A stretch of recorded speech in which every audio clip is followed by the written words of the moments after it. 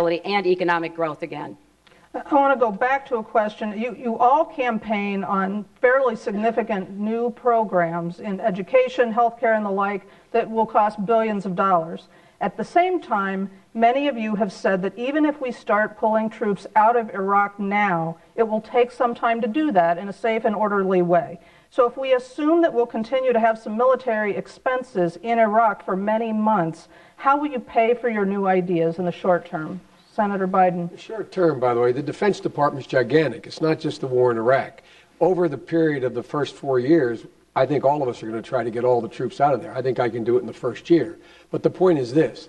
We shouldn't buy into this Republican paradigm, to use the fancy word my conservative friends use. And that is that the idea, they built this deficit up, the Republicans, in order to make it difficult to do the things we need to do. And we need to deal with health care. We need to deal with these things. And just list a few things.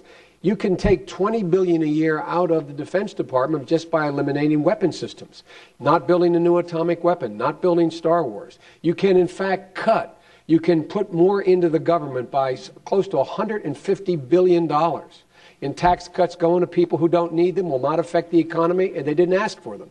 So you can pay for every one of these initiatives, but as my dad used to say, it's all about priorities. What are your priorities?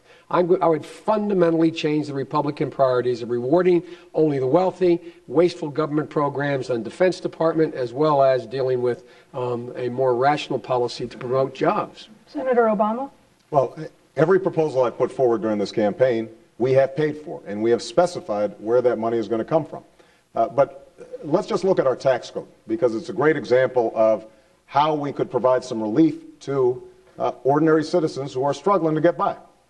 Right now, we've got a whole host of corporate loopholes and tax havens. There's a building in the Cayman Islands that houses supposedly 12,000 U.S.-based corporations. Now, that's either the biggest building in the world or the biggest tax scam in the world, and I think we know which one it is. If we close some of those loopholes, that helps me to pay for an offset on the payroll tax that affects all Americans. We've put forward tax relief plans for those who are making less than $75,000 a year. That will not only restore fairness to our tax code, but it also puts money into the pockets of hardworking Americans who need it right now, who will spend it, and will actually improve our economic growth over time, particularly at a time when we're seeing a credit crunch. But what it requires is some leadership from the White House that restores that sense that we're all in this together and that we're not just on our own. I'm going to ask Governor Richardson and Senator Dodd to answer this 30 seconds, and then I think we'll move to another question. Governor Richardson. Well, I detailed $57 billion in military reductions, which involve missile systems, procurement reform. But we got to recognize that the Iraq war has drained our military. And what we need to do is we need a couple of more divisions in the Army. In the Marines, we've got to take care of our veterans. The VA system needs guaranteed funding. Our veterans coming back with mental health problems, with trauma, are not properly being taken care of. And we need to recruit and retain to keep the volunteer Army going. We need to improve our readiness. We need to improve our equipment. So there are some military priorities that America and the next president has to address. Thank you. Senator Dodd. Well, I try to frame this in the context of what's fair, what's responsible, and what's pro-growth. We've got to grow as well in this country here. And one of the constituencies that's suffering the most, the middle class, falling further and further behind. We have some 37 million of our fellow citizens who are living in poverty. About 12 or 13 million are children.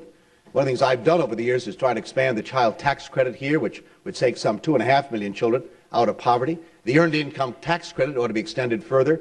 So we begin to lift people up as well here by providing the opportunities for them to get out of the difficulties they're in economically and have an opportunity to grow, provide those, fill those jobs that need in our country, change our trade policies here. But growing the economy, too often I think Democrats are just associated with tax increases and not growing the economy and not investing in the growth of our nation, which I've been committed to for 26 years in the Senate. Thank you. This question will go first to Governor Richardson for 60 seconds. China is often called the United States banker because it holds so much of the federal debt. Given that, how should we manage our complicated relationship with China differently than we are now? Well, for one, we should have a relationship that's based on a recognition that China is a strategic competitor. Our relationship with China today is clearly one-sided. I'd be tougher with China when it comes to trade. I'd be tougher with China when it comes to human rights. They need to be doing a lot more on genocide in Darfur. They need to be doing more in Burma. They need to take steps where they protect their workers, where they have constitutional elections. Now, at the same time, we also have to make sure that China trades on an equitable basis with the United States. We ought to ban all these toys they're bringing in. We ought to ban some of the food, the contaminated food they're bringing in. But we must recognize, too, that China is a major power, and we have to have an important strategic relationship with them. So what I would do is I would be stronger, as I said, with China when it comes to human rights, when it comes to trade.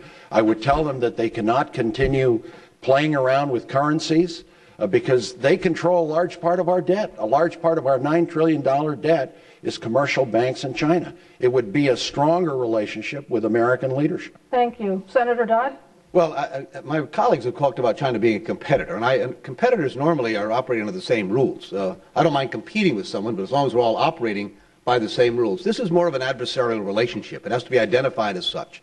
When you have the Chinese government, as they just did, even make it more difficult for us to access even entertainment, not to mention, of course, the intellectual property theft that goes on a daily basis. Here you're still using slave labor. You manipulate your currency to give you a 40% advantage over our manufacturers and our people working in this country here. That's no longer just a competitor. That's a very different relationship. Now, it's obviously important not to get bellicose. I agree with Bill. Obviously, this is a very important relationship for us in the 21st century. But I think Americans are tired of this conversation somehow that it's business as usual. It's not. We don't have the same access to their shelves, to our services that we'd like to sell in their country. They're very, very restrictive here. We need to get a lot tougher on this, fair, not loud, but fair, if we're going to have a better relationship, or before long, this will no longer be the most desirous market for them, and we will have disadvantaged our country substantially. This is a major, major issue that needs to be addressed with a lot more thoughtfulness than it's getting today. Thank you. Senator Clinton, is too much of the federal budget going to entitlements? Too much of the federal budget? I mean, so how do we change entitlements for the future